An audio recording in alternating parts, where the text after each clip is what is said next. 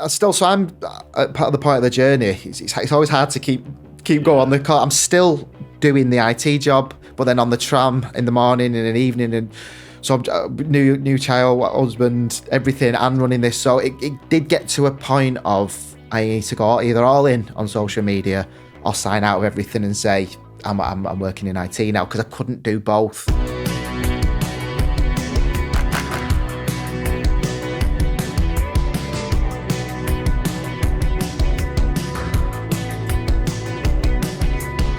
From Ministry of Work, welcome to Greater Manchester's Greatest Minds podcast, a show about Greater Manchester's pioneers, entrepreneurs and visionaries, and the stories that brought their ideas to life. Today, we're joined by Ryan Williams, a digital entrepreneur whose creative vision built and sold Lad Bible's rival, the Comey Group. With 80 members of staff, including viral social media brands like It's Gone Viral, and tens of millions of social media followers, this is a great success story. Ryan started his social media company from scratch with no initial investment and bootstrapped his way to a multi-million-pound exit. Yeah, so I'm from Oldham, Chadderton, which is just a suburb within Oldham, and then went to North Chadderton School, Millshill School first, then to North Chadderton. I had a reasonably nice upbringing and things like that. I was never a naughty boy or anything like that, but I think like learning-wise, academia never really got me. I wasn't naughty or anything, but when it started to come to exam time, especially on GCSEs, I struggled to revise and things like that. So I got I think I got a B in maths and things, but that was what I had a tutor and stuff from my parents. And so then I went to the sixth form, and again, I think I got CDE. And the D was in business studies, ironically. But it's, I think, again, what come from it, again, because when you get to sixth form, you're 16, 17. Yeah. I just went out every single weekend getting plastered, so to speak. And you don't know what you want to do, do you? Ultimately. No. I actually enjoyed psychology, but I remember looking into it at the time. There was always a bit of a stigma around it, saying, oh, it's fluffy, there's no jobs in it. And, oh, that's interesting. And then I got the D in business studies, and I found it boring. Like, I don't want to run a business kind of thing. And I think I got the C in IT, but again, I liked IT, but at sixth form level, it was just spreadsheets and formulas, and it wasn't actually, like you say, computing, so to speak. But then I had a flyer through the door at something called this Zenos IT Academy, and it was a crash course in IT, but like Microsoft networking and things like that, and went over to the open day. It was over in Leeds, and I just loved it. Like, so I signed up. Oldham to Leeds, it's 34, well, it's a 68-mile round trip. So I did that every day in my clapped out diesel 106 Peugeot for 7-8 months straight. But I just loved it. And that was literally from day one. They sat us down and there was just broken bits of computers everywhere. And we learned how to take an hard drive out, change RAM. I always say I'm like a mechanic who didn't get his hands dirty, because I just like messing things and fixing things. And like when your software operating system was broke, wipe it, start again, backing stuff up. And sound old now, but it was in the days before the cloud. So servers were physical. And so from that as well, what was really good was they helped you with your job interview process, your CV. And I got a job at 18 for a events-based company called Byram IT. Called Byram. They were they worked for FIFA, essentially. Oh, cool. And I got to go out to South Africa for the World Cup there. But what was brilliant about that job was I beat some graduates to the post because I actually had the practical knowledge of hands-on fixing, and I actually had the Microsoft qualifications, I had the networking qualifications. And it's what's quite sad about that Zenos Accord, they no longer exist now. They ran out of government funding, and that things like that really annoy me, because what a start it gave me in life. Yeah. And I come out of there and I started to earn from the age of 18. And I just, so without being an entrepreneur then, but I had that guile to, I'm earning money here. I'm getting paid every week, a month. I started to enjoy just finding my own way, because I didn't want to be in debt with university either. I knew with sixth form, I'd been drunk for pretty much 2 years. I thought, I'm just going to do this for another 3 at uni. And I can't write an essay. I can't write a dissertation. So I think I had the self-awareness to know my limitations then.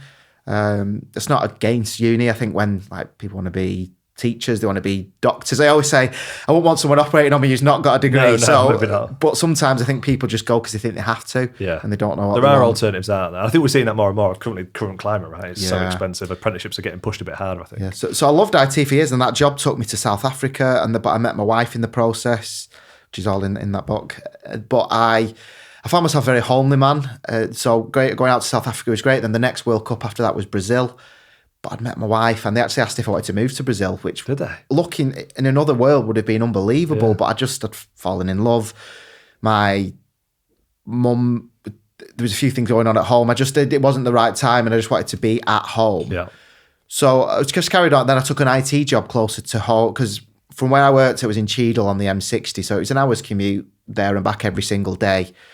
We had plans for a family and things. So I took a job closer to home. And it was just one of them things, it doesn't even exist on my CV. It doesn't exist on the LinkedIn. One of them jobs I think we've all had that just a disaster. But probably it set me off on the route without realising it. What went wrong there? So I had all these qualifications. I'd had all this responsibility at this other company. And I left on good terms. And then, but I took a step back. I went back onto a help desk. And I was working with young apprentices. But because I was more advanced, they were saying to me, can you fix this server for this company? Because it was a managed service company. So they'd be ringing saying, our mail server's broke. So it could be something that took like 7 hours to fix because you're going through the logs, you're finding the errors and things like that.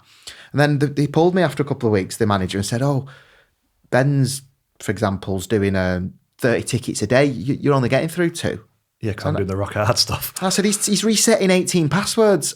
I'm fixing a mail server. You need to pick you up. So after that, put a bit of and then things like that. And then that just got worse and worse and worse. And then I realised I'd taken quite a step back.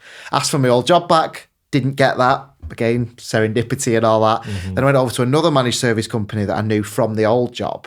And again, that was brilliant. I was enjoying it. A bit of on-call, but the people I worked there with having fun. But then they moved to Haydock, which was further than the first job.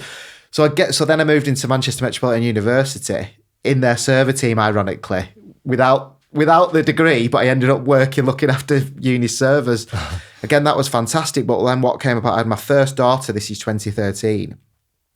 And she had various problems with her sleeping, with her feeding. It turns out she had an undiagnosed milk intolerance, which we didn't know about at the time, but she was up screaming all night.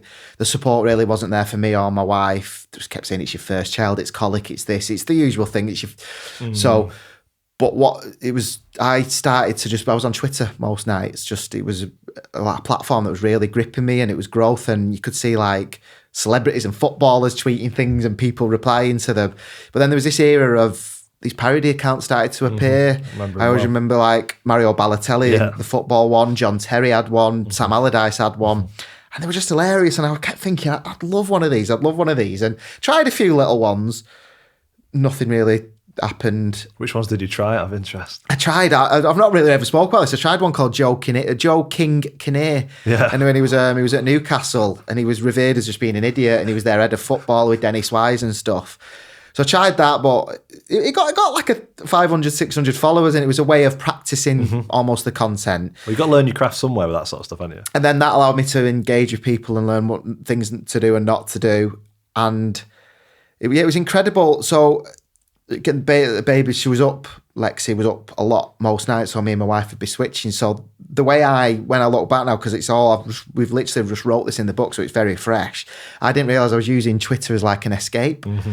So I was going on, baby, she'd always asleep, or you couldn't necessarily put her down, so she'd be one arm. And this is how quick tech moves on. This was in the days before Netflix. So if you actually wanted a box set, you have to get up, put a DVD in. Yeah, so you weren't going to risk waking her, were you? You can't imagine it. So I was just channel surfing and just come across Sky Sports one night. They had the Premier League years on.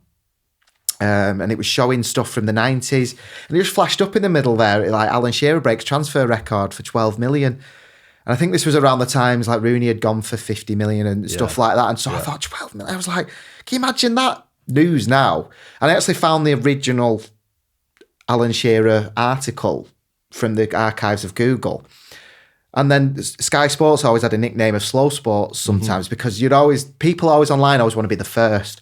So Sky Sports would say like, confirmed such a body signed. People would always reply, Slow Sports News, we knew that because of such a body. So I checked Twitter at Slow Sports News, hadn't gone. So I got the handle and I crassly doctored the logo with a MS Paint, just like put Slow Sports News. And I just tweeted things like that, Alan Shearer headline and things like that. And people just like, follow. And I was like, oh, and then I started to do a few more. And then what I started to subtly do was news that was, I think one that was always good was, I think Rooney was leaving or around there was a big player leaving in the Premier League. And I actually got the headline from 2 years ago when they'd renewed the contract. And I tweeted that they'd renewed the contract. And everyone was like, yeah, it's brilliant. Oh, brilliant. Because people went wild thinking it was current. And then other people were like, have you read the handle? But then they were tagging their mates and the followers just started to fly in then. And that was what I always say was like my foot on the ladder. And that got, I think, like 60, 70,000 followers pretty quickly. Wow.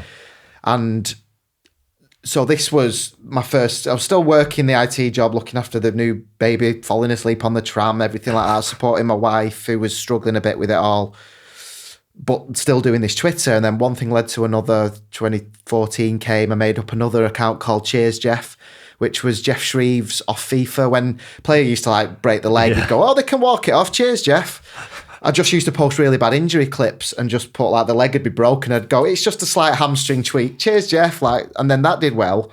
But presumably at this stage, both of them literally just for a laugh. Yeah. Because you're not monetized or anything like that. It's just pure for a bit of banter. Yeah, and then it was the 2014 World Cup. Betting companies like your Betfairs, your Ladbrokes and things like that. I explain it as the very early influencer marketing. Yeah. They started to use accounts like ours with affiliation links where they would get the sign up, they'd get the member, but you'd get £10 for it. And every time, so it was, the onus was on you, isn't it, to tweet it as many times as you wanted, retweet it, like send it to people. And I always call it like a side hustle then. So I then started to make a couple of £100 here and there. I was like, oh, that was good. And then I spoke to someone and they was like, you like Sky Sports News, you don't want to have Sky, so maybe set yourself up as a little limited company just in case they ever come at you for plagiarism or something. You're not going to bankrupt you. You could just okay. Good so I did advice, that. Yeah. So I did RTW Social Media, it was called. Again, always just a little side hustle. And then I had my big eureka moment in 2015. I made an account called Deluded Brendan, and that was the Brendan Rodgers saga at Liverpool, all that with Gerrard. We don't let this slip and all this, but there was already articles of top 10 Brendan Rodgers quotes. There was just, and then David Brent, Ricky Gervais's character, he was being compared to that. And there's still people on podcasts to this day. Like I thought I saw Matt Mills, the centre back, tells a story how he goes like Gucci belt like that. I love so he was going through this real weird thing. So I made an account called Deluded Brendan. And like one of the first tweets I did is I think they'd lost like 1-0 away to Hull. And I just tweeted like, oh, Hull's a tough place to come. Like something like to only concede one is great. And then something like, and if you ignore the first half, we drew the second half, just something like that. And he come out in his post-match interview and said something really similar. And everyone just went, what is this account? This is brilliant. And then there was even people going, are you sure this isn't him? And is it a parody of himself, literally by himself? So still to this day, apparently, well, he's never publicly acknowledged it because there was another bigger account called Boring Milner, where James Milner actually played up to that he started to play and he acknowledged it. But apparently within the industry, he wasn't overly keen on it being called Deluded, but still to this day, I often think it would be a hell of a forum like this to sit down with him. Yeah, that would be brilliant. But maybe one day we'll see. It's a bit like the Craig David thing saying both selective in his career. Yeah. Although Brendan's done all right. He's done all right. Well, yeah, but Craig David's done all right. I think that's the thing. Yeah. So that at its peak got 350,000 followers. And that started to win me awards. I went to an award ceremony.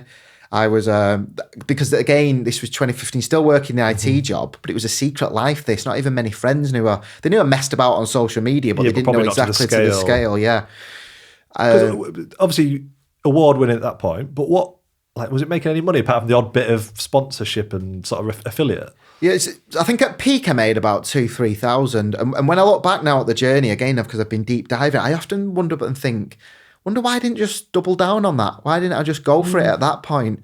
But I suppose it's easy in hindsight because we now know that that's a huge way of building a business. But at the time, it's totally new, innit? So you'd probably be thinking $2 or $3 grand, fucking great. Yeah, that's probably the max of it. Almost. Paid for a few nice holidays. Yeah, but that's probably not much more than that in your mind at that But then point. there was companies like Social Chain, which was Stephen Bartlett and Dominic McGregor's flying. There was Lad Bible, which like the Sport Bible arm was flying, and both of them offered me jobs at the time. But part of their deal was they basically buy your Twitter account, becomes their company, and you run it. And my biggest fear was, well, they could sack me in 6 months, and they've got my account, and I've lost my IT job, and you've done all that work for nothing, haven't you? And again, I always forget to say is I was doing well in this IT job. Right. I was up to about 28, 29 grand a year, which for a 21, 22, 23-year-old was good back then. Very good. And I was becoming a senior, and I was enjoying it still. And working at Manchester Metropolitan University, I always say it was like being a student, but working. You go out for lunch most days. Yeah. The working conditions were great. There was more meetings than town, actually. Which is nice, yeah. There was... you finished at 4:30, started at like 9 o'clock, and 28 days holiday, pension, yearly pay rises. So my IT job was cushy. So it's funny though, like getting a job was from like Lad Bible, but meanwhile you just working in IT job at the university. It's quite funny. Yeah, well, that's it. Because I was that would be brilliant because they had these offices like they were building at the Google HQ, so they had the beanbags, they had the ping pong, they were playing FIFA, and I thought it would be good, but they couldn't match that salary. Which for someone coming in running a few Twitter accounts, they're not going to pay them that amount. So it's obviously stayed in contact with them, and then. The real turning point again, I just kept doing it more and more, and then kind of 2016 come, and through these award ceremonies I've been to them, and through the Twitter network, I always give the story, it was the Twitter mafia. So say there was like 100 Twitter accounts, you'd find there was 10 teams behind them all. So you was your Sport Bible / Lad Bible, Social Chain, companies like that, Jungle Creations are another big one. And then I met someone at an awards do. He had like a million followers worth of accounts. I had like 500,000 at that point. Then we met someone else, and three of us got together, and we were all like not affiliated with them. And it was like, oh, can we do something here? Like, and my other two business partners were doing it full time. They did a lot in the betting affiliation, but they did it like times 100. So they had full websites that was listing all the offers. So every time they got a sign up, they were both doing well. But then at the time, GambleAware was coming out, so they started to really lessen the affiliation. So their business models were changing, so they were looking for their next thing. So I'm still working, but I do it all in my own time. So we started to do it together. We initially thought 2 million followers, let's become an agency, let's reach it. So we set up a little business, and it didn't actually work. It was because all our accounts were like, a couple of the others were like Finnish footballers, they were faded footballers. They were all like themed accounts. Yeah. Brands didn't necessarily want to work and advertise their product on there, like Deluded Brendan, Slow Sports News. Which company's really paying you brand affiliation for that? And it was like, all right, okay. So we thought, well, the football world's great, but it was like you say, your Lad Bibles, your student problems, pages like that were flying. So we got together a few times. Like, we need to find something, and we come up with a page called It's Gone Viral. And we put that onto Facebook, and I always say it was like the You've Been Framed of social media. Everybody's cats, dogs, nans falling over, weddings, those funny videos. You could just post it because they were viral clips. And how did you come up? Was it literally like, I've seen this work kind of in the You've Been Framed style, let's do that? Or like, was it like really conscious, or did you kind of... Yeah, a little bit. We were not saying we were the first with viral videos, because we weren't, because that's viral videos were becoming popular, and it was just a way of, well, let's collate them. And it was a term people going, have you seen this? It's gone viral. Or have you seen such a body? They've gone viral. And it's like, well, it's gone viral. Lets you post anything. So it started out with the crass memes, like things like tag a mate who looks like this, all those days. But they were getting hundreds of thousands of comments, and the followers were flying in. And again, it was when Facebook, I always say, was in its growth boom phase, when, you know. And did you know, though, at that stage, though, that was going to be a business? Like, had you already like delved into like the numbers you could get for income based on, you know, followers and interactions, or was it kind of like just still a bit of fun at that stage? Because it still feels quite an early stage. I know Lad Bible were around and Social Chain, but it still feels like relatively new frontier stuff. Yeah, it was, and we heavily monetise with Google Ads, you know, clickbait, you know, like what BuzzFeed were doing, top 10 footballers' cars and things like that. And yeah, so I'm at part of the point of the journey. It's always hard to keep going on the call. I'm still doing the IT job, but then on the tram in the morning and in the evening, and so new child, husband, everything, and running this. So it did get to a point of I need to go either all in on social media or sign out of everything and say I'm working in IT now, because I couldn't do both. Yeah. I was at not wits end, but I wasn't doing everything. Well, full capacity, because you're doing a bit of everything. Yeah, you're probably doing everything. Like, you're probably 70% good at everything, but not. And I thought, I'm never going to get this past the missus. How am I going to quit this well-paid IT job? We've got a mortgage, a child, we have plans for future children. And then my dad was always a big thing about my career, and I thought he's going to call me a muppet. But I think what they'd seen internally, where I'm always really grateful, is they saw how exciting. Well, social media was exciting me. My eyes would light up. I'd get excited, get the buzz. I can see that now. Well, yeah, still, these are the early days of the journey that still excite me, and parts of the book are always about that. And I always say I stepped away to do something I enjoyed because I was sick of the tram grind. I wanted to spend a bit more time with my child who was moving towards nursery then, because I didn't get to do that tramming 9 to 5. So, and it was one of them. So we talked internally, me and my wife, and then my dad and things like that. Because I've not even really mentioned it. My mum passed away just before Lexi was born in 2012, which was quite sad. So she's never seen any of this, which is crazy. So my dad's always been quite a fundamental figure in my life. So he said, look, we know you're passionate about this. We know you'll work hard. We'll look after you should anything. So I always said a year. I said, right, I'm going to give this a year. And worst case, I go back to contracting in IT. Or something, you said, okay, it's only a year out the industry. I know tech moves fast, but I can learn and get back in. I've never looked back, thankfully. So it got to about, so we made all the decisions. It got to Christmas, just 2016 into 2017, handing my notice in. And then my boss was like, because at the time, because I was at Manchester Met University, a lot were going over to the University of Manchester. They had a bigger budget. They were the red brick. So he just thought, he said, go on, where you going? You're not another one, are you? I was like, no. And he's like, you went to a private sector? I was like, no. And he was like, what are you doing? I said, well, because Deluded Brendan had become public knowledge then, because I won. So what was funny, I won an award at the football. They're called the Football Content Awards now, but they were called the Football Blogging Awards. I tried to kind of stay anonymous, and Stan Collymore, of all people, took a selfie of us. I've still got the picture, and put on his like 600,000 followers. This is Deluded Brendan. Brilliant. So the mask was literally the joy that was up at that point. But that, looking back, allowed me to put my head above the parapet and go, you know what? Yeah, this is me. So I said, well, you know about the Deluded Brendan, the social media news. Well, I'm actually going doing that full time with 2 other people. And he was like, all right, okay. Because again, it was a bit unheard of. Wouldn't have understood the business model either. He messaged me on LinkedIn years later, Mike, and said, we all thought he was absolutely mad. We were worried. Because we knew you had a young family. Yeah. We knew you were talented. I sound like David Brent now. But it's true though, and I think people do that when you take that risk. People don't understand it. I had it with I just qualified as a lawyer for mine, and that they thought I was mental. They thought I was genuinely mental for quitting it to start a business. But don't know, when you've got it in your When you've got it, that idea, you probably can't let it go at that stage. It's not. And like I say, it is subconscious. You don't realise it, do you? Like, I don't even know how I even managed to do it, but everyone backed me. So I obviously had that urge, that will. So then this was started just as we kind of went full time. My wife, we found out she was pregnant. Oh my God, brilliant. But she miscarried at 9 weeks.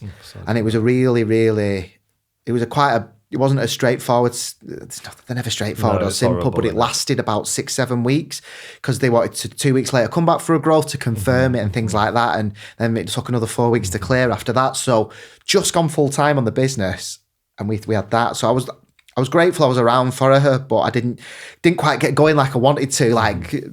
So got going. My business partners were very patient about that. Got going again. Then, so this is 2017. Then she got pregnant again. Sorry, I've got my years. Like 2016, then into 2017, because that's when Mia was born, our second child, which was great. And then this was when it's gone viral because I had 2 kids at home at that under 4. I got myself a little office just down the road because, again, rather than keep working, go and get 3-4 hours solid work done, come on, be a dad. So allow me to balance. But again, these what I call the growth phases. So we had It's Gone Viral. We made a page called Ultimate, Go Fetch, PlayStation Memories. We tried to cover different genres, and just going back to the money making, we were, making money off Google Ads. Mm-hmm. And it was okay. Again, it was allowing us to have a little office, pay us as directors. I think we'd hired a writer, someone to do a couple of the videos, about 3 or 4 people.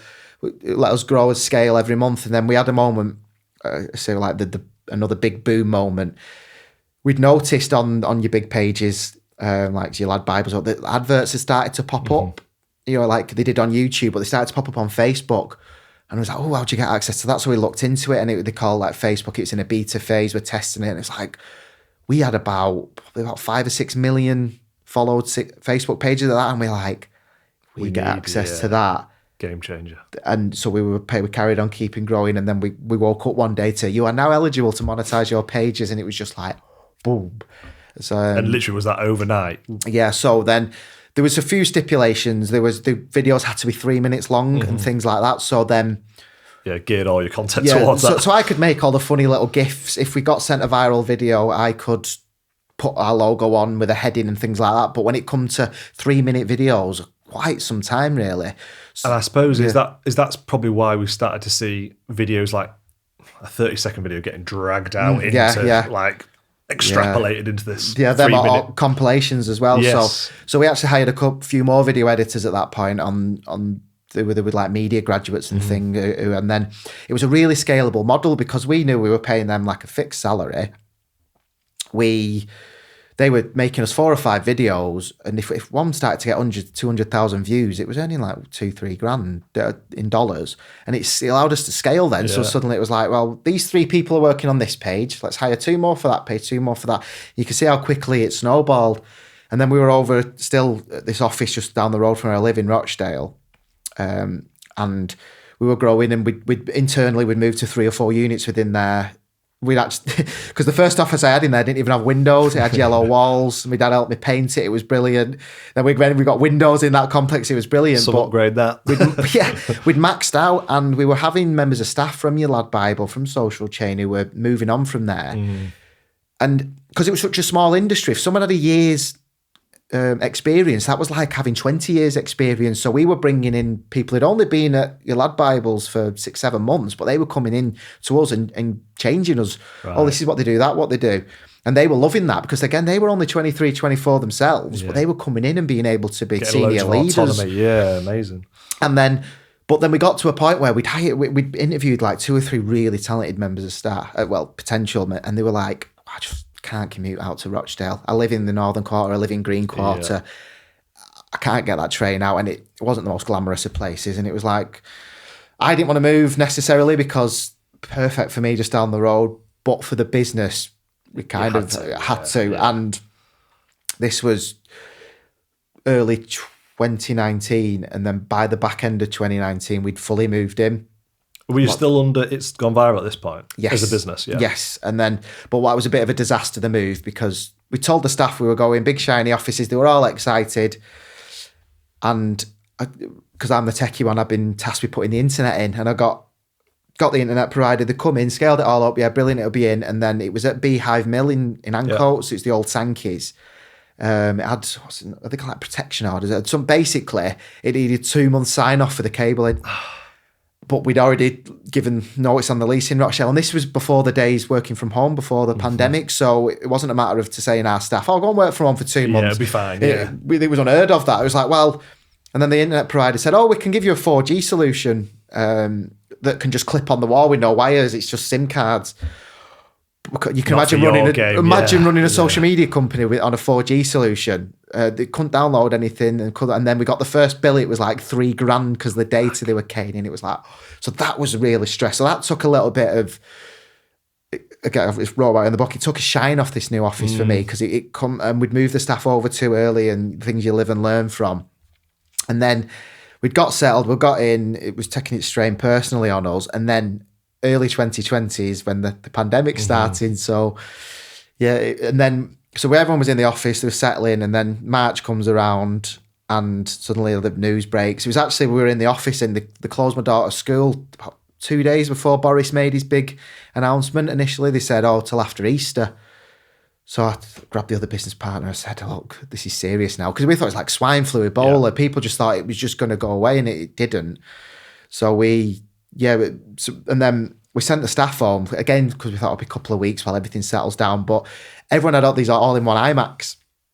We didn't really have MacBooks then. So they were all walking out the offices because they were like, well, we ain't got anything to work with them. All right. Well, we can't take these on the tram. or walking, I'll get mugged round here. So they're all getting in taxis with the IMAX walking out, and all taxi drivers thought the place was being raided or something. Yeah. So again, everyone went from home, and then like a lot of businesses went through, you found those people who wanted daily Zoom calls. You found them people who despised the daily Zoom calls. And then some people excelled being from home because they ended up working longer. They were loading up in the morning, nothing else to do, going through, and it was like 7, 8 o'clock. Like, clock off now. I've got nothing else to do. I'm not going anywhere. So things like that went well. But what happened the first 3 weeks is we had, going back to when Facebook said we was eligible to monetize our pages, we woke up to a message just as the pandemic started to, you're no longer. Oh, shit. And we were probably about 70% of our earnings was coming from Facebook at that point. Why? What was the So they said your videos aren't original enough because what they wanted to get out of was you had Lad Bible, Uni Lad. You're all aggregating similar content. People who were on Facebook at that time will always remember they'll see the same video 3 times from 3 different places. So they said they were clamping down on that. And they give us all these stipulations, and we jumped on emergency calls, managed to get, we did have a Facebook rep, which we were grateful for because they're hard to get. And they said, oh yeah, no, you've got to follow all these, and they wanted everything more editorial. Like, what does that mean? Well, put commentary on and things like that. So we actually, even though we'd lost a big chunk of earnings, we actually hired a freelance presenter. And the video editors would edit the videos, and we sent them over. And she would have to pop on the video at the end and go, hey, what did you think of that? And people despised it. People were like, what is this cringe? Why am I being taught? But it was box ticking, essentially, for Facebook. But did that get it turned back on then? Well, that went, so we went, and then we went back and said, look, everything's editorial now. We're doing a lot more original content. We're making, and then about 2.5 months, the lights came back on. But because we would always had a business model where we reinvested everything to grow, but we always had that rainy day pot. So we coped for a few months. We had the plans that if it went beyond that, we'd have to start the hard process. I think we only furloughed 2 people, and they were in like the film industry where there was no films coming out, so there was nothing to report on. But because what we decided to do, it's a great decision at the time. So we said, right, no, keep everyone posting the same amount of content on all our pages as is, as if nothing's changed. And so because during the pandemic, social media consumption went through the roof. Everyone became a content creator, so there was more and more content out there to use. So we started to get into the path of licensing things to make sure only we could use it. Again, licensing wasn't a new model, but we ended up being able to do it. So that would be, for example, for anyone listening, that would be someone's got a viral content, you jump on it quick enough and go, right, give it to us, sign this, so only we can use it. Yeah. Because there's huge companies like Juki Media, Newsflare, Viral Hub, that's all they do. Lad Bible, we're doing it as well and thing. So, but it's just a matter of, well, we can do it too, as long as we're the first on it. And we're just trying to catch it early enough. Our research team was incredible because some of these big companies had early AI adoptions then and batch scripts and stuff that were triggering if a video's got over, send this, bam, alert them. We didn't have any of that tech. So we were just dependent on our guys scrolling and searching hashtags and things. So, and we were always like seen as a bit of a disruptor in that space because we were like, this little It's Gone Viral's moved in, and suddenly like, it sits on 11 million followers to this day. Wow. It's Gone Viral on Facebook and like 6 million on TikTok. So it was a powerhouse of a brand. And then, so when the green light came back on for adverts, the pages had probably 25% bigger than they were. So actually, when the green light for ads came back on, we started to earn more than ever. Wow. So it went like that, but then like that. And then as everything unlocked and we moved, and then 2021, back end we had the company valued, and it was like tech companies, because I think looking at it is because tech companies were so able to operate remotely. I think they become more valuable to investors, and the EBITDA went up to like x8, and we got it valued. And then we had a meeting of things like what's next, and we'll take investment on to go even further. And initially I went, I'll do a payout on, a work. I know kind of the new year came, I changed my mind on that. So 2 of us, the original co-founders, said, look, if we can get that valuation for our 32%, because we had a non-exec in at that point, so we'd slightly percent lower, I'd take it off. So in January 2022, we had a private investor, all agreed, signed, and I, a bit naive, was just like, boom, feet up, got in the gym, because I'd put on about 3-4 stone running the business and all that, because all videos in It's Gone Viral were like food videos and stuff. So we used to be able to buy food on the company card and eat it all. And got a gold card and just eat. Yeah, literally. So I just literally then hit the gym and stuff like that, and took a step back from the business.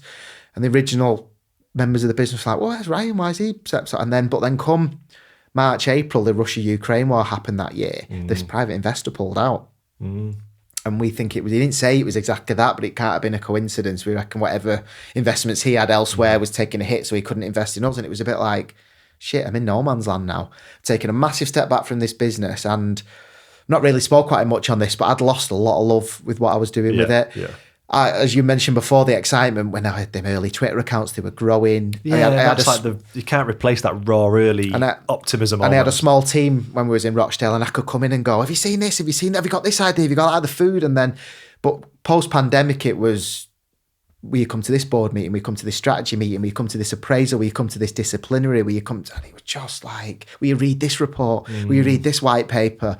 And as I go back to the very start, I can't read or write things for anything. Nor do you want to. No, so, and I think he was at the Gymshark owner at the time when he put himself back as a junior member of staff. I considered that and I thought, I don't know, So I'd lost a lot of actually love for the business, and the other business partners and the non-exec we brought in were very ambitious of where to take it. So the time was right to start stepping away.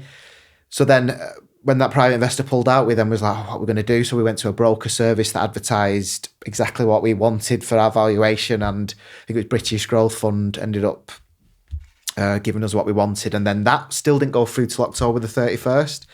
So that was, you've been through an exit, but what you think should be a happy time of life is possibly one of the most stressful things. Up until I was on the phone to the fraud department on the very last, with hours to go, running through all your checks, and then the phone cut out. I couldn't get it back, and I've never ever done it ever since or ever before. But I put my fist through my kitchen wall. Wow, plaster. There was a fist mark, and my wife was out, and I tried to lie about it, and she walked in and she just went, "What have you done?" I was like, I fell over and banged into it. She went, "It's a fist mark, Ryan," and I was like. And I just broke down. She went, "What's wrong? Has it gone wrong?" I was like, "Well, no, but..." Well, I say that totally out of character, but you just stress level through the roof. Because the way that it ran down as well, it was an option agreement that expired at that day. And the investor, they let it run to that very last day. Which I found out since is quite a common thing. So it was making sure everything was agreed and all that like that. And it was just like, so then it went through banking app pings, like you can't believe what you're looking at. And then it was the 31st of October. So I'm like, and then my kids walk in the room and go, "Dad, can we go trick-or-treating now?" And it was just a bit like snap back to reality, yeah. So I always have a joke. I was like whiter than the zombies that day. I was walking around then we got home, had a glass of Prosecco and that feeling though, obviously you've gone through the process of actively looking to sell it. Yeah. You find a buyer.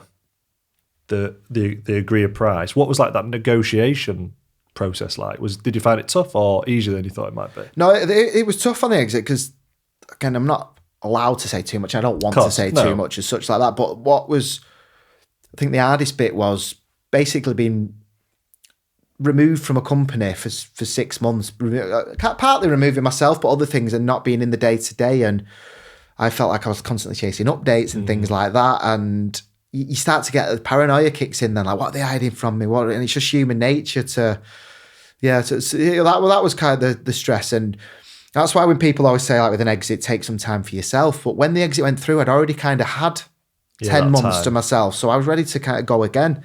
But then the weirdest thing was post-exit, 1st of November, opening my laptop. I was expecting... I was about to say that, because you have that probably euphoria moment, like you say, at pings. Yeah. Fucking hell.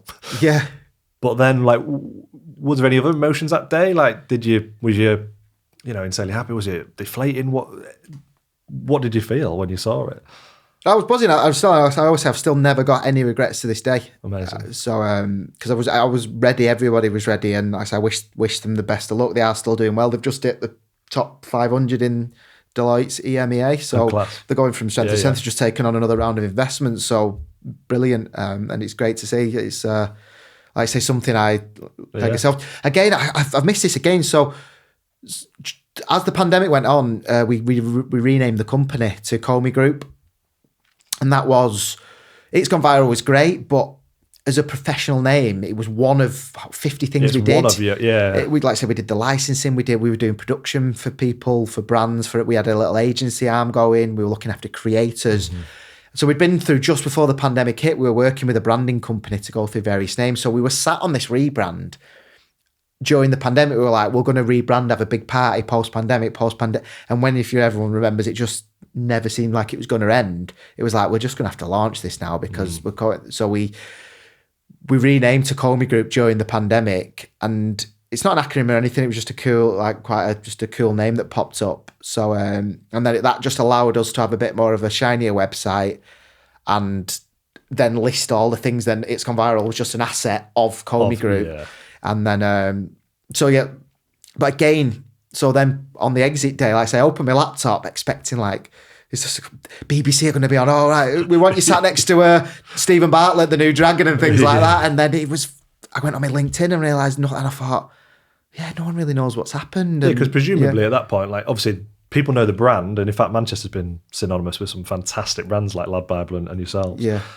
But you were just a face behind the brand, I suppose, at that point. Yeah, because I'd never really thought, because I always say Stephen Bartlett was the master of the personal brand. Yeah. He had Diary of a CEO for 3-4 years before he left Social Chain. He was building himself while whereas I ended one, started another. So I'd basically been a startup for 2 years without realising it, because I'd not done any public facing things, the voice behind. None of us had, none of the owners had. It was always, And interesting, because I find this interesting from my own journey as well. You sell the business, and then what goals did you set yourself? Obviously, you wake up the next day and you've achieved something, but it's what's ahead of you? That's the interesting bit. So did you have any immediate goals you wanted to sort of satisfy, or any you set since? Yeah, so I've always wanted to, and it's going to be a longer term process of I want to be involved in education and helping young entrepreneurs, because as I went back to the start, I got a D in business studies. And I was disengaged, and yet it's not true representation, is it? And I clearly had an entrepreneurial spirit. Yeah. And I think as you learn with more and more entrepreneurs, that entrepreneurial brain, that spark, it's coming out a lot in neurodiversity now.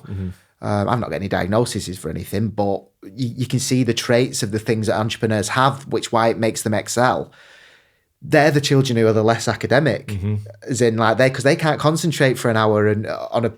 So, and I look back, if I'd have had someone like myself, like you, like whoever, coming in who's to a classroom and saying, this is what I've done, but it's a really tricky space, because schools don't want you coming in going, I didn't go to uni and I launched a big business. You do the same. Don't worry about GCSEs. Yeah, literally. So it's finding that balance of trying to find those kids, because say there's 30 in a room, there might only be 2 might be entrepreneurs, but I'd like to, because I think Peter Jones has the Peter Jones Academy, and I'd love something like that, but it's chicken and egg until my name and reputation is up there to know what I've done.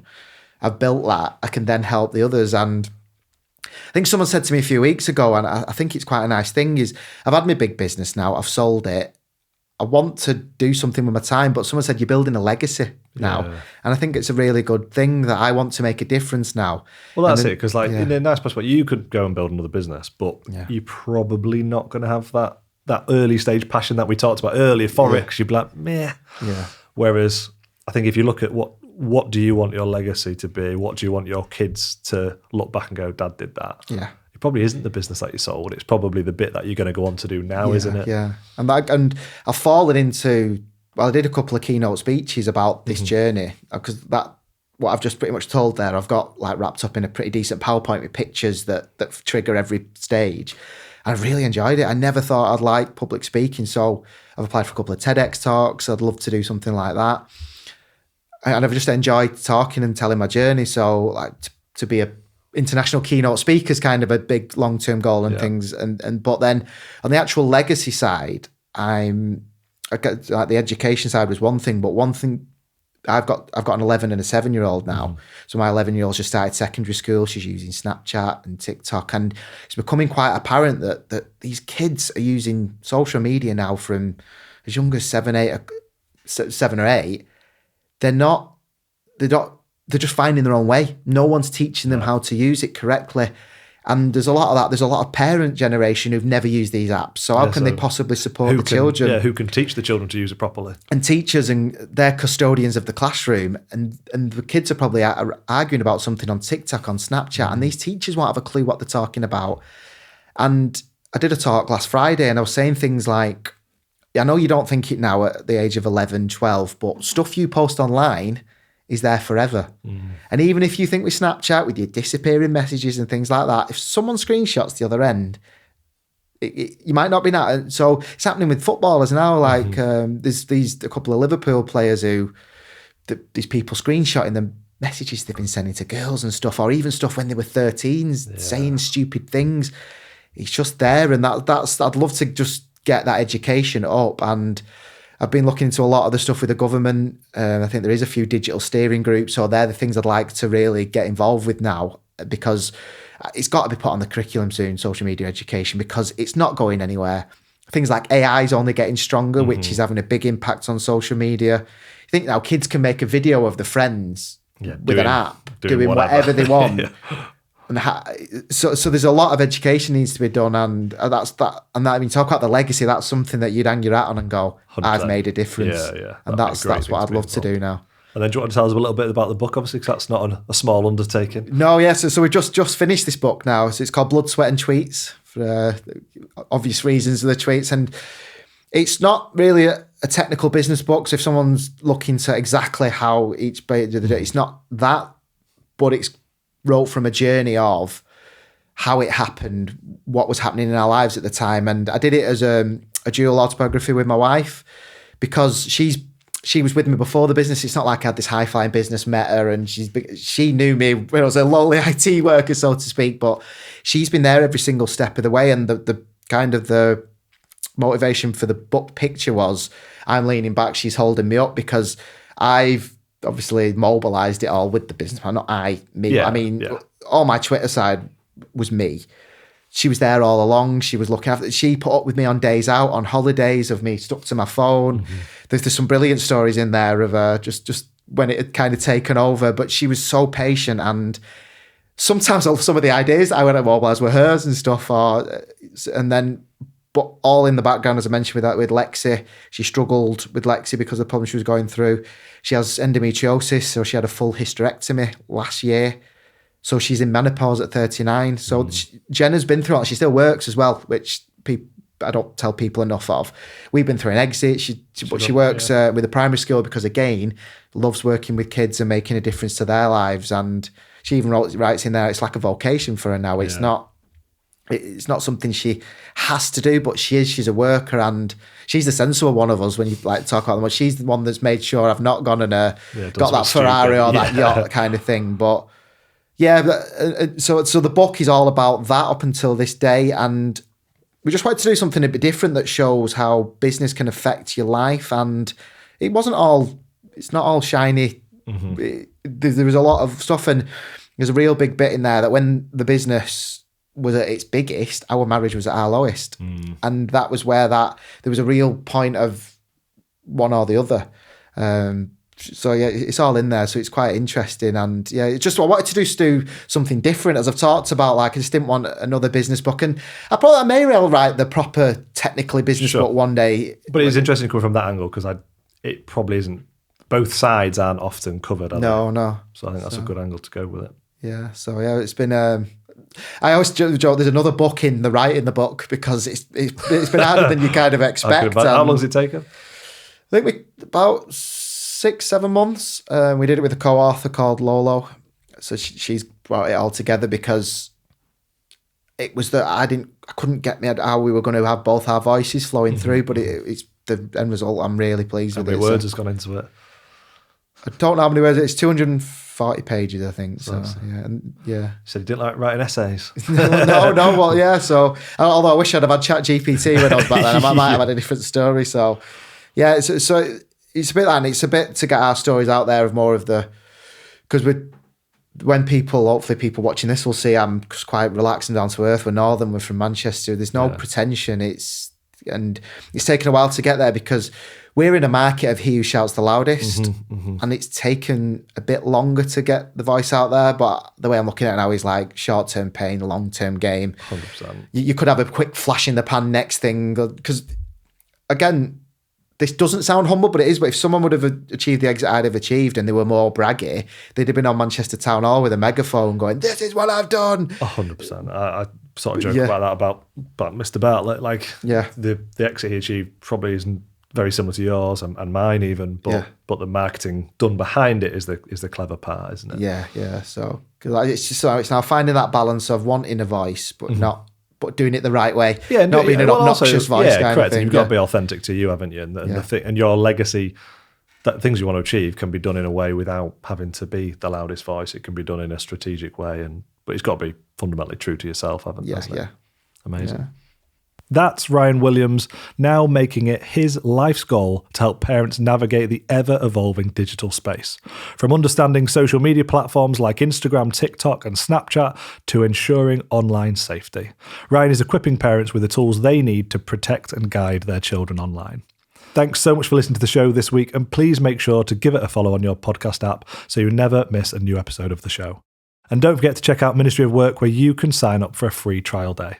This episode was produced, recorded and edited right here at Ministry of Work, with a special thanks to our studio manager Dan Brown and, of course, to you for listening.